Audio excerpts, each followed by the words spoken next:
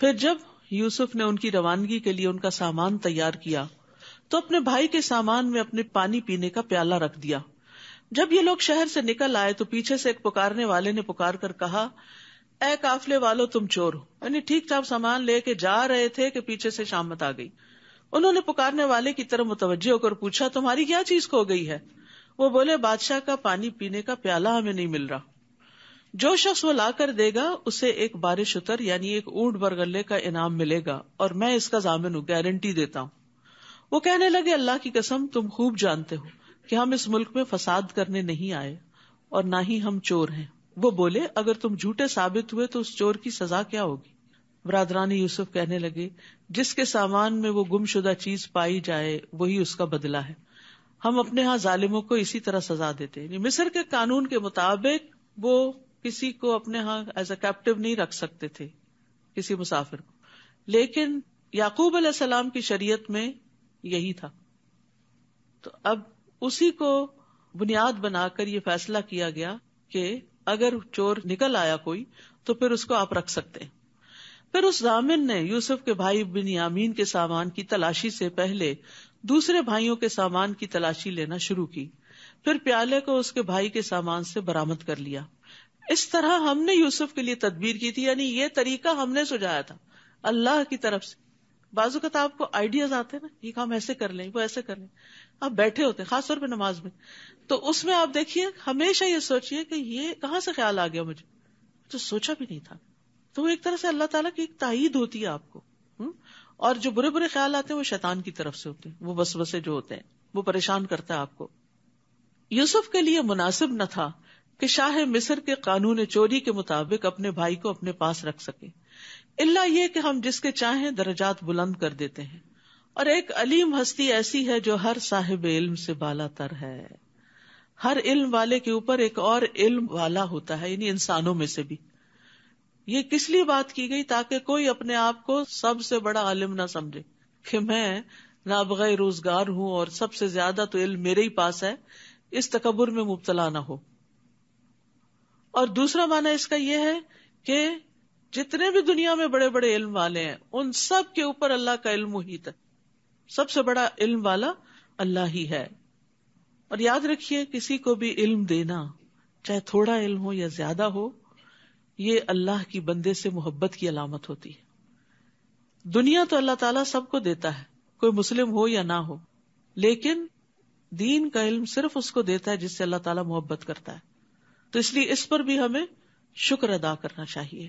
اور پھر یہ کہ صرف علم نہیں بلکہ اس کا فہم بھی, اس کی سمجھ بھی, تفقہ فی الدین. من یرد اللہ بہ خیرا یفقہہ فی الدین, جس کے ساتھ اللہ تعالیٰ بھلائی کا ارادہ کرتا ہے اس کو دین کی سمجھ عطا کر دیتا ہے. برادران یوسف کہنے لگے, اگر اس نے چوری کی ہے تو اس سے پیشتر اس کا بھائی یوسف بھی چوری کر چکا ہے, ابھی نہیں چھوڑا ان کو. یعنی جب آپ کسی سے حسد کرتے ہیں نا تو پھر کوئی موقع نہیں جانے دیتے اس کو گرانے کا, بدنام کرنے کا. کہیں نہ کہیں پھر آپ کے منہ سے کچھ نہ کچھ نکل آتا. تو آپ نہیں دیکھ رہے کہ کہاں کھڑے ہیں, سال ہا سال گزر چکے ہیں یوسف کو تمہارے ہاتھ سے گئے ہوئے, لیکن ابھی بھی تم اس کو معاف نہیں کر رہے. یوسف نے ان کے اس الزام کو دل میں چھپائے رکھا اور ان پہ کچھ ظاہر نہیں کیا. سبحان اللہ, یہ ہوتا ہے صبر. بڑی بڑی باتیں دل میں اس طرح رکھنا کہ کسی کو شائبہ بھی نہ گزرے, شک بھی نہ گزرے. تو جو شیلو لوگ ہوتے ہیں نا, ان کے اندر کوئی بات ٹکتی نہیں, ادھر سے سنی ادھر نکالی, اور اس سے بڑے فسادات پیدا ہوتے ہیں. بہت سی خرابیاں, آپس میں لوگوں کی لڑائیاں اور کئی قسم کے مسائل پیدا ہوتے ہیں. بعض لوگ خوشی کی خبر کو نہیں سنبھال سکتے اور بڑھ چڑھ کر اس کا اظہار کرتے ہیں, کیا ہوتا ہے پھر نظر لگ جاتی.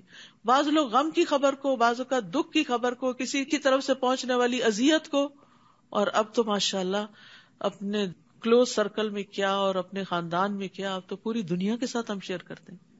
ہر تھوڑی دیر بعد فیس بک کا سٹیٹس چینج کر رہے ہوتے ہیں, ہر وقت اپنے دل پہ کیا گزر رہی ہے, گھر میں کیا ہو رہا ہے, کیا کھا رہے ہیں, کیا پی رہے ہیں, کیا پہن رہے ہیں, کیا خرید رہے ہیں, کہاں جا رہے ہیں. یعنی مجھے تو بعض اوقات ایک سکنس جیسی لگتی ہے, اور کوئی مقصد سمجھ نہیں آتا کہ یہ ساری باتیں, اس میں کوئی علم نافع نہیں, کسی کے علم اور تجربے میں کوئی اضافہ نہیں ہوگا, بلکہ اس سے نقصان ہی ہوئے ہیں کہ جن لوگوں کو وہ سب کچھ میسر نہیں ہوتا وہ پھر اپنے آپ کو ان سے کمپیئر کر کر کے حسرتوں کا شکار ہوتے ہیں اور اس سے غم اور دکھ اور زیادہ بڑھتے ہیں. تو نعمتوں کو بلا ضرورت لوگوں کے سامنے نہیں رکھنا چاہیے. حدیث میں آتا ہے کل ذی نعمت محسود، ہر صاحب نعمت حسد کیا جاتا ہے. پھر آپ حسد کا شکار ہوتے ہیں، پھر آپ کے دشمنوں کی تعداد میں اضافہ ہوتا ہے. آپ سمجھتے ہیں آپ کی نعمت کی وجہ سے لوگ آپ کی بڑی تعریف کریں گے، آپ کے فین ہو جائیں گے اور آپ کے بظاہر فالوور ہو جائیں گے، لیکن حقیقت میں وہ حسد بھی کر رہے ہوتے ہیں. اور دوسری بات یہ ہے کہ جب کوئی مقصد ہو تو پھر آپ فَأَمَّا بِنِعْمَتِ رَبِّكَ فَحَدِّثْ، پھر اس کا ذکر کریں.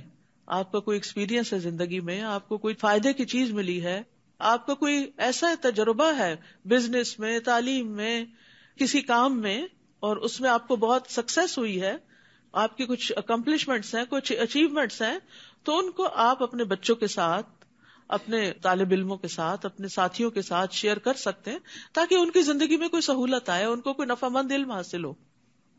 ایک کتابی علم ہوتا ہے اور ایک تجرباتی علم ہوتا ہے. تو جو تجرباتی علم ہے اس کو بھی شیئر کرنے سے فائدہ ہوتا ہے، لیکن جہاں ضرورت ہو، بلا ضرورت ہر وقت بوسٹنگ نہیں کرنی چاہیے.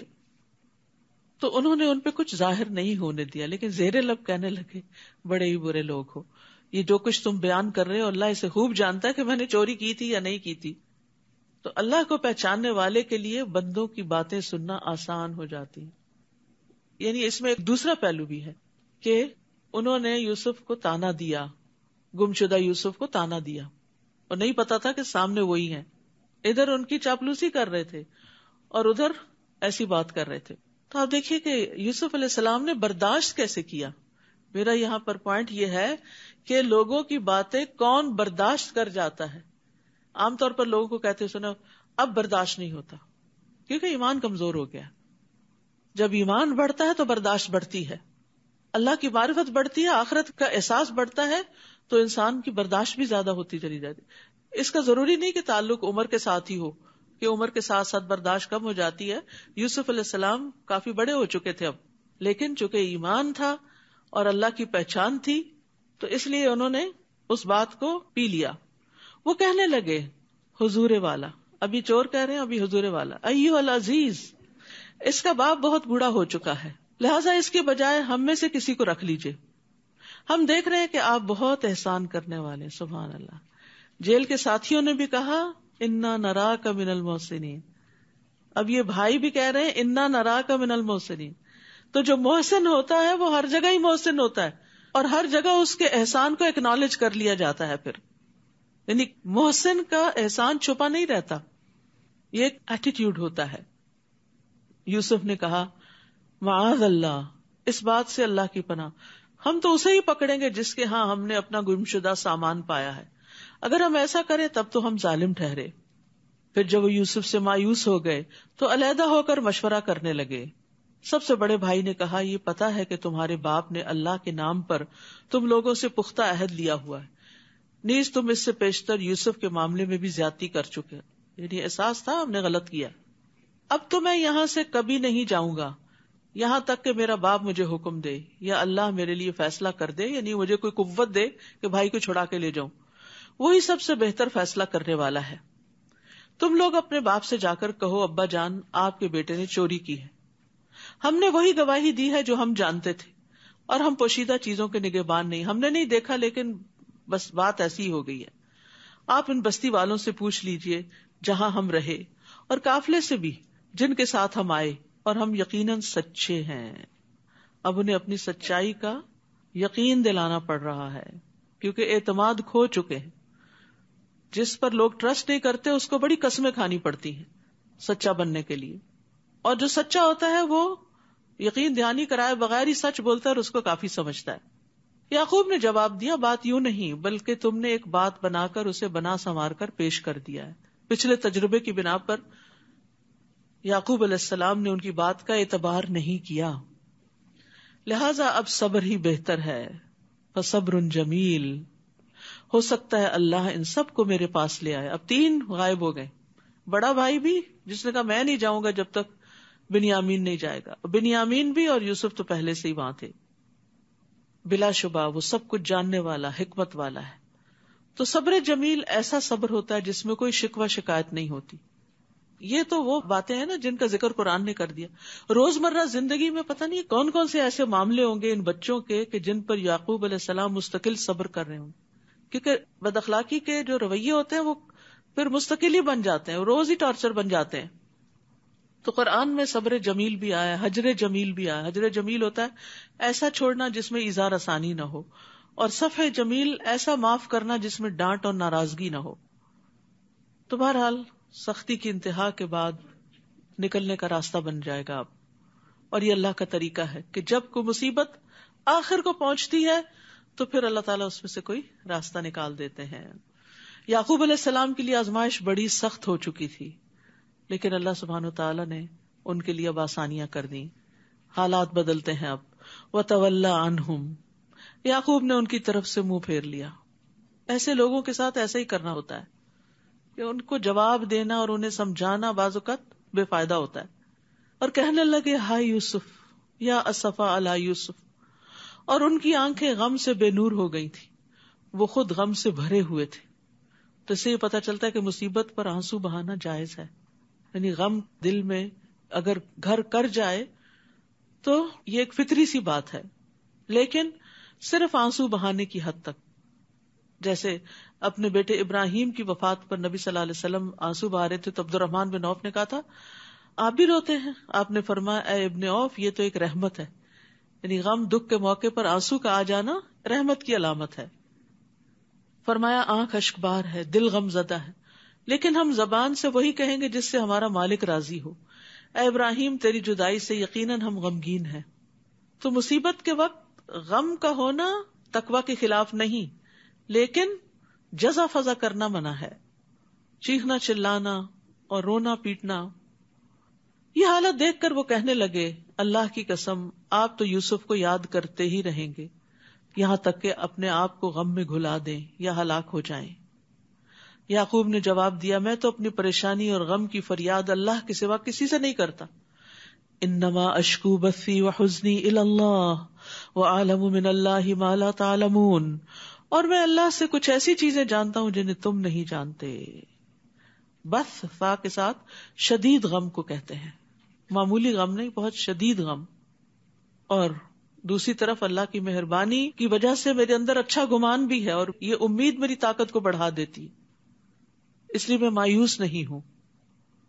یہ جو انما اشکو بثی وحزنی ہے، حضرت عمر رضی اللہ عنہ بعض اوقات نماز میں یہ سورت پڑھتے اور ان آیات پر اتنی ہچکیاں لینے لگتے کہ تیسری چوتھی صف میں بھی پیچھے لوگ ان کی آواز سنتے تھے رونے کی. تو بندہ نماز میں کھڑے ہو کے اگر روتا ہے، کوئی غم یاد آ جاتا ہے اس کو اور اپنے رب کے سامنے فریاد کرتا ہے تو کوئی حرج نہیں، جب تک کہ زبان سے کوئی ایسی بات نہ نکلے.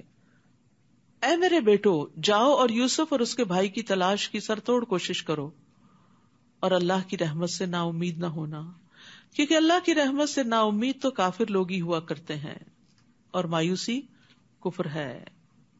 ایک آدمی نے کہا اللہ کے رسول کبیرہ گناہ کون سے ہیں؟ آپ نے فرمایا اللہ کے ساتھ شرک کرنا، اللہ کے رزق سے نا امید ہونا اور اللہ کی رحمت سے مایوس ہونا. تو کبھی بھی حالات کتنے بھی تنگ ہوں مایوس نہ ہو، آپ پازیٹو رہیں کہ ایک وقت آئے گا کہ اللہ تعالیٰ اس کو تبدیل کر دے گا.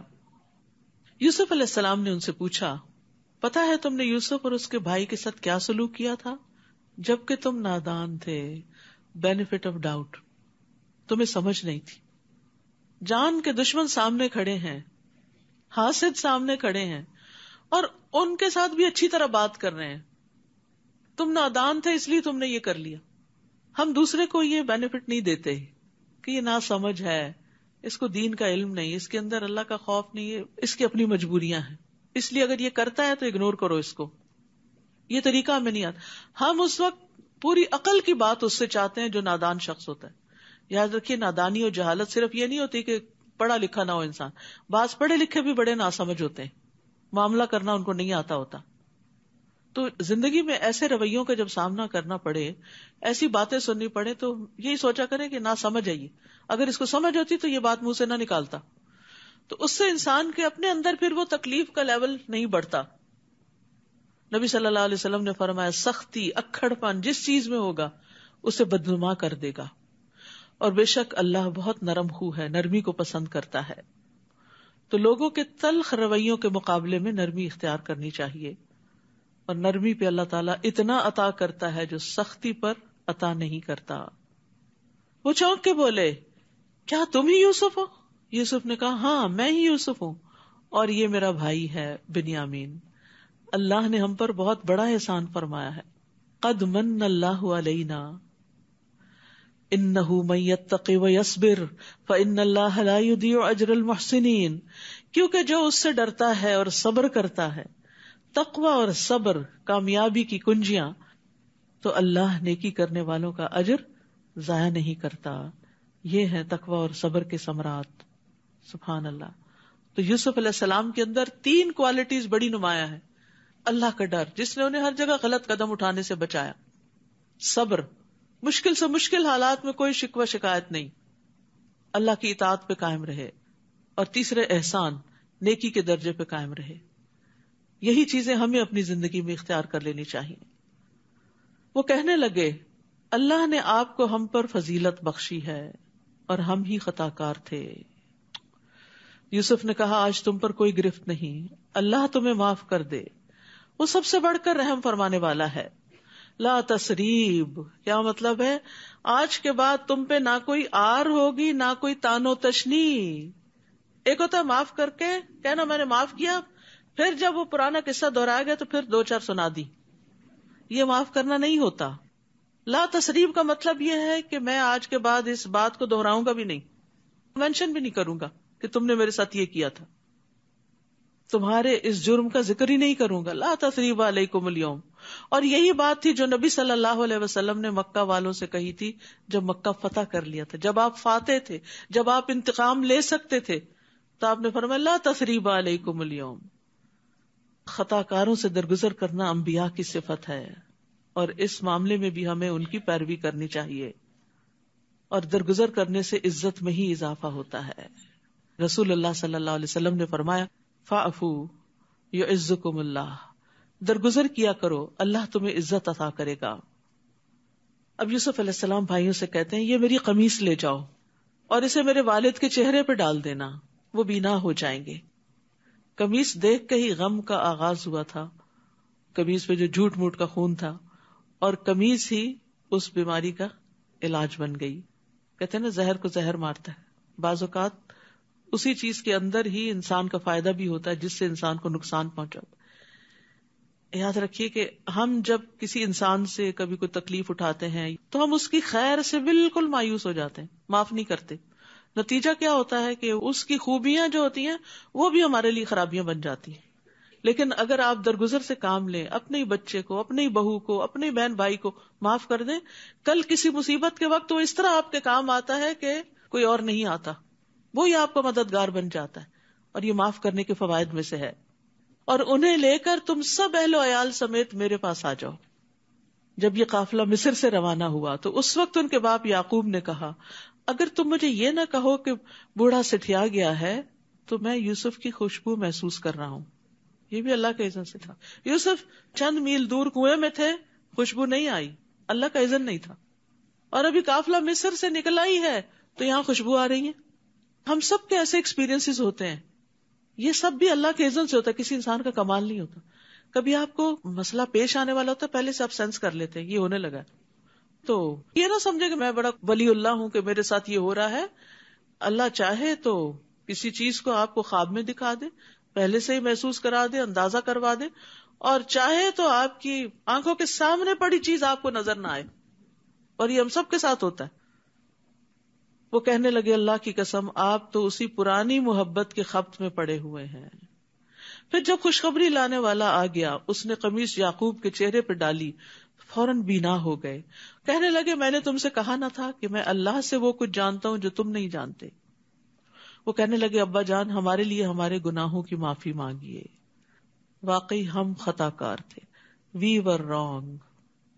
تو توبہ استغفار کے لیے بڑا ضروری ہوتا ہے کہ انسان کہ میری غلطی تھی، لا الہ الا انت سبحانک انی کنت من الظالمین، میں نے غلطی کی تو مجھے معاف کر دے.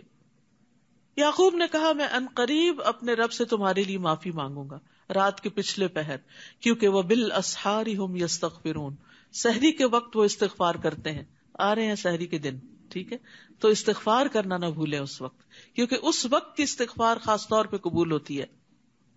میں اپنے رب سے تمہارے لیے معافی مانگوں گا، وہ یقیناً معاف کر دینے والا اور رحم کرنے والا ہے. یعقوب علیہ السلام نے بھی معاف کر دیا، یوسف علیہ السلام نے بھی کر دیا. یہ پیغمبر، تو اللہ کو پتا تھا نا کہ ان کے اندر یہ قابلیت ہے، ان کو اس لیے چنا.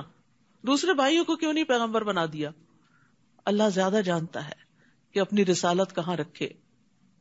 پھر جب یہ لوگ یوسف کے پاس پہنچے تو انہوں نے اپنے والدین کو اپنے پاس بٹھایا اور کنبے والوں سے کہا شہر میں چلو، انشاءاللہ امن اور چین سے یہاں رہو گے. اور یوسف نے اپنے والدین کو اٹھا کر اپنے ساتھ تخت پر بٹھایا اور اس کے بھائی یوسف کے آگے سجدے میں گر گئے. یہ سجدہ تعظیمی تھا جو ان کے لیے جائز تھا، اب ہمارے لیے جائز نہیں. حتیٰ کہ ملتے وقت کسی کے آگے یوں ساری کمر نہیں جھکانی چاہیے، ہمارے دین میں یہ بھی منع ہے. ہاتھ ملائیں، مسکرائیں، سلام بولیں، لیکن جھک کے اور نیچے ہو کے سلام نہیں کریں.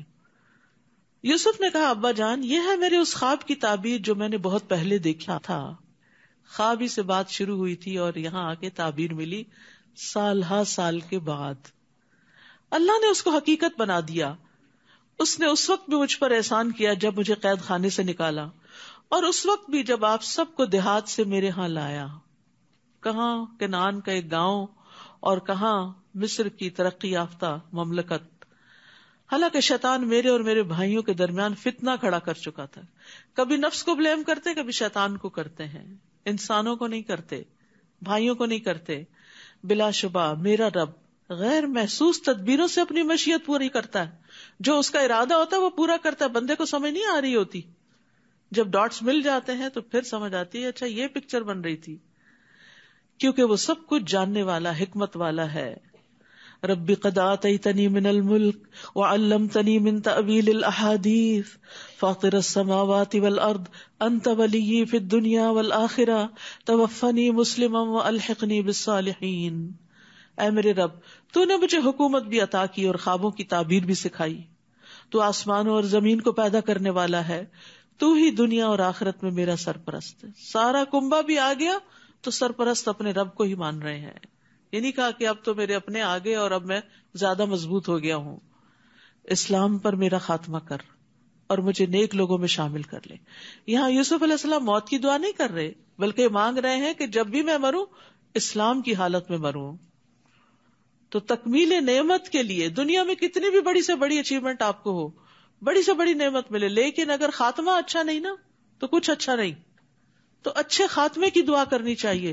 اللہم احسن عاقبتنا فی الامور کلہا واجرنا من خزی الدنیا وعذاب الآخرہ. اور اسی طرح یہ دعا بھی ہے اللہم توفنا مسلمین واحینا مسلمین والحقنا بالصالحین غیر خزایا ولا مفتونین. اور نبی صلی اللہ علیہ وسلم کی آخری دعا کیا تھی؟ اللہم اغفر لی وارحمنی والحقنی بالرفیق الاعلی. تو اچھی صحبت کی دعا دنیا میں بھی، مرنے کے بعد بھی. وَتَوَفَّنَا مَعَ الْأَبْرَارِ، اللہ دنیا میں بھی نیک لوگوں کا ساتھ اور موت بھی نیک لوگوں کے ہاتھوں میں آئے. ذَلِكَ مِنْ أَنْبَاءِ الْغَيْبِ نُوحِيهِ إِلَيْكَ. اے نبی صلی اللہ علیہ وسلم، یہ قصہ بھی غیب کی خبروں میں سے ہے جس کو ہم آپ کی طرف وحی کر رہے ہیں.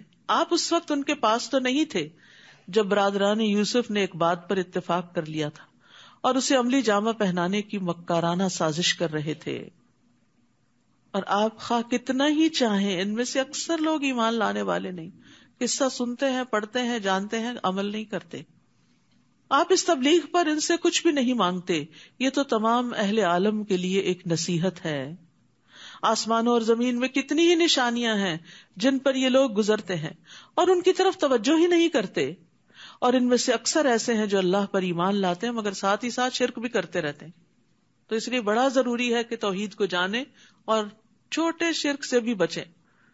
کیا یہ اس بات سے نڈر ہو گئے ہیں کہ اللہ کا عذاب ان پہ چھا جائے یا یکدم قیامت کی گھڑی آ جائے اور انہیں کچھ خبر نہ ہو؟ آپ ان سے کہہ دیجئے میرا راستہ یہی ہے کہ میں اللہ کی طرف بلاتا ہوں. میں خود بھی اس راہ کو پوری روشنی میں دیکھ رہا ہوں اور میرے پیروکار بھی. اللہ پاک ہے اور مشرکوں سے میرا کوئی واسطہ نہیں، یعنی میں شرک کرنے والوں میں سے نہیں. آپ سے پہلے ہم نے جتنے رسول بھیجے وہ سب مرد ہی تھے، یعنی عورتیں رسول نہیں بنا کر بھیجی گئیں. ایک بھاری ذمہ داری ہوتی ہے، تو اس لیے مردوں ہی کو رسول بنا کر بھیجا گیا، اور انہی بستیوں کے رہنے والے. دوسرا یہ کہ انہی کی قوم کے اندر سے اٹھائے گئے جن کی طرف ہم وحی کرتے رہے. کیا یہ لوگ زمین میں چلتے پھرتے نہیں ہیں کہ دیکھ لیتے جو لوگ ان سے پہلے گزر چکے ان کا کیا انجام ہوا؟ اور جو لوگ اللہ سے ڈرتے ہیں ان کے لیے آخرت کا گھر ہی بہتر ہے. کیا یہ کچھ سمجھتے نہیں؟ پہلے پیغمبروں کے ساتھ بھی یہی کچھ ہوتا رہا، حتیٰ کہ جب رسول مایوس ہو گئے اور لوگوں کو بھی یقین ہو گیا کہ ان سے جھوٹ بولا گیا ہے تو پیغمبروں کے پاس ہماری مدد آ گئی، پھر ہم جسے چاہتے ہیں بچا لیتے ہیں، تاہم مجرم لوگوں سے ہمارا عذاب ٹالا نہیں جاتا. ان قصوں میں اہل عقل اور خرد کے لیے کافی سامان عبرت ہے. یہ قرآن کوئی ایسی بات نہیں جو گھڑ لی گئی ہو، بلکہ یہ تو اپنے سے پہلی کتابوں کی تصدیق کرتی ہے. اس میں ہر بات کی تفصیل موجود ہے اور ایمان لانے والوں کے لیے یہ ہدایت اور رحمت ہے.